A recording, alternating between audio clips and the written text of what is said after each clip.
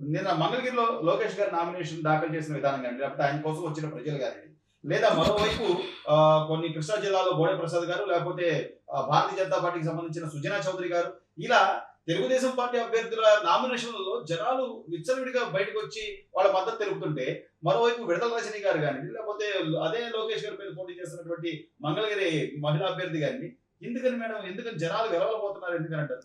ఏమండి, వాళ్ళు ఏ పార్టీ వాళ్ళైనా కూడా మాకు వ్యతిరేకమైన పార్టీ అయినా కూడా మహిళలు కాబట్టి నేను ఇంకా గౌరవిస్తూనే మాట్లాడుతున్నాను. కానీ రజనీ గారి దగ్గర నుంచి ఈరోజు బరిలో ఉన్న వాళ్ళందరినీ, మహిళా అభ్యర్థుల్ని నేను ఒకటే కోరుకుంటున్నాను. మీరు పరిపాలనలోకి వచ్చిన తర్వాత ఎంతమంది ఆడపడుచులు బలైపోయారో ఒకసారి గుర్తు చేసుకోండి. ఇప్పుడు కూడా మీరు మేకప్లు వేసుకొని సినిమా తారలాగా తయారయ్యి జనాలకు డబ్బులు పడేస్తే గొర్రెల మందలాగా వచ్చేస్తారనే దాన్ని నమ్ముకుంటే అది ప్రతిసారి జరగదని నేను చెప్పదలుచుకున్నాను. ఇదే విడుదల రజనీ తెలుగుదేశం నుంచి వెళ్ళింది, ఇదే కొడాలి నాని తెలుగుదేశం నుంచి వచ్చాడు, ఇదే రోజే తెలుగుదేశం నుంచి అక్షరాలు నేర్చుకొని బయటకు వచ్చారు.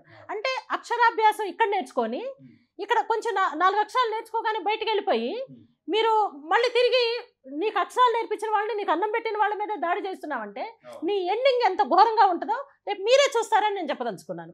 ఇవాళ విడుదల రజనీ చిలకలూరుపేటలో చీ అంటే నువ్వు గుంటూరు వచ్చావు, గుంటూరు వచ్చి నువ్వు డబ్బును నమ్ముకున్నంత ఇదిగా మనుషుల్ని నమ్ముకోలేకపోయావు. ఎందుకంటే రజనీ అంటే దోచుకున్న డబ్బులు చాలా ఉన్నాయి.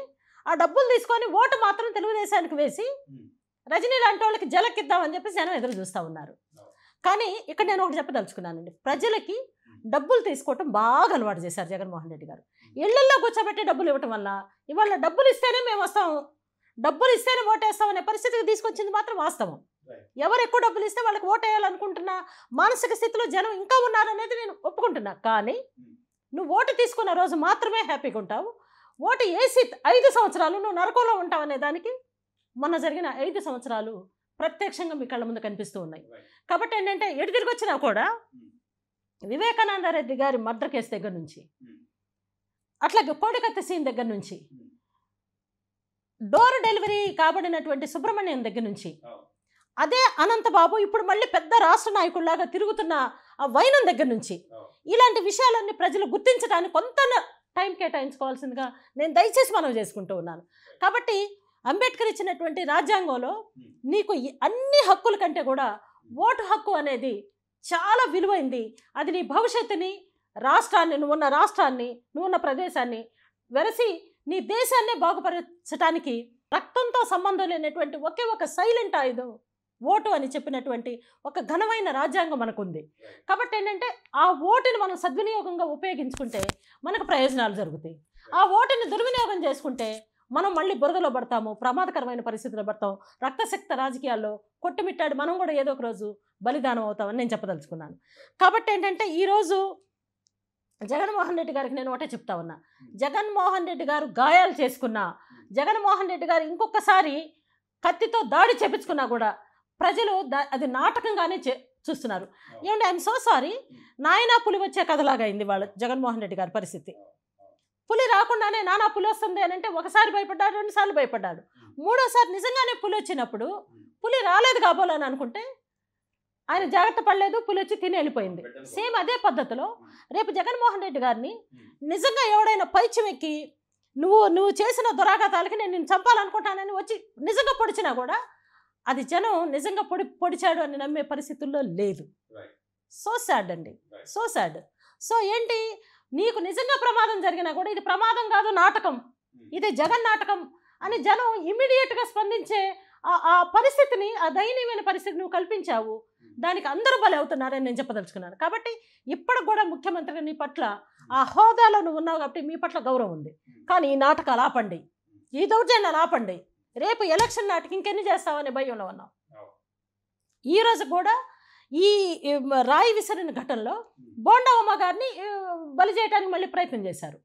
అంటే ఏంటి, ఎలక్షన్ కోడ్ వచ్చిన తర్వాత కూడా పోలీసుల వ్యవహార శైలి ఘోరంగా ఉంది.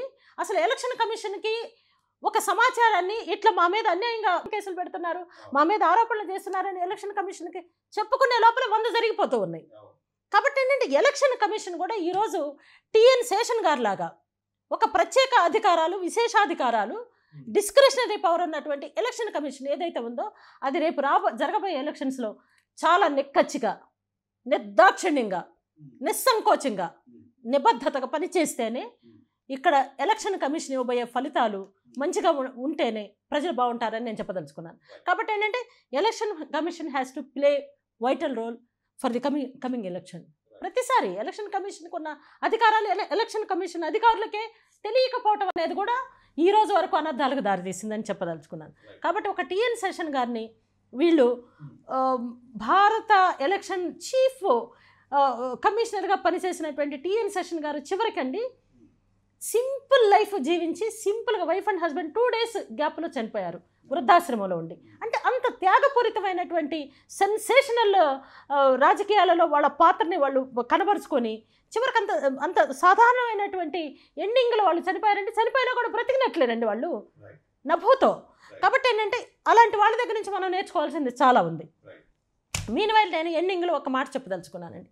ఇప్పుడైనా సరే బాబు గారిని మిస్ అయితే, బాబు గారు మళ్ళీ పరిపాలనలోకి రాకపోతే, ముఖ్యమంత్రి కాకపోతే ఆంధ్ర రాష్ట్రం వైపు చూడటానికి ఒక్క కంపెనీ కానీ, ఒక మేధావి కానీ, ఒక తెలివిగల్లోడు కానీ, ఒక క్రమశిక్షణ కలిగిన పౌరుడు కానీ ఈ రాష్ట్రంలో బ్రతికే పరిస్థితులే లేవని నేను చెప్పదలుచుకున్నాను. 50 ఏళ్ళు వెనక్కి వెళ్ళిపోయి అడుక్కు తినే పరిస్థితికి ఆంధ్ర రాష్ట్రం వస్తుందని చెప్పడానికి ఒకే ఉదాహరణ. తను కూర్చున్నటువంటి సచివాలయాన్ని కూడా తాకట్టు పెట్టి 370 కోట్ల రూపాయలు తీసుకొచ్చిన రోజే తల దించుకున్న, అసలు మొత్తం 5 కోట్ల ప్రజానీకం తల దించుకున్నారు. అంటే నువ్వు పరిపాలించే ఆ పరిపాలనా వ్యవస్థకు సంబంధించిన ఆ ప్లేస్ను కూడా నువ్వు తాకట్టు పెట్టుకున్నావంటే రేపు ప్రజల్ని ఎన్ని రకాలుగా తాకట్లు పెట్టగలవు? ఇంకా తాకట్లు పెట్టడానికి ఏం మిగిలింది? ప్రజల ప్రాణాలు తప్ప. కాబట్టి ఏంటంటే ఏదో సినిమాలో చూపించినట్లు కిడ్నీలు అమ్ముకొని పరిస్థితులకి పాస్ పుస్తకాలు. ఇప్పుడు నా ఆస్తి మీద నీ ఫోటో ఏంటి? మా నాన్నదో, మా ఇంటి యజమానిదో ఉండాలి, నాదో ఉండాలి.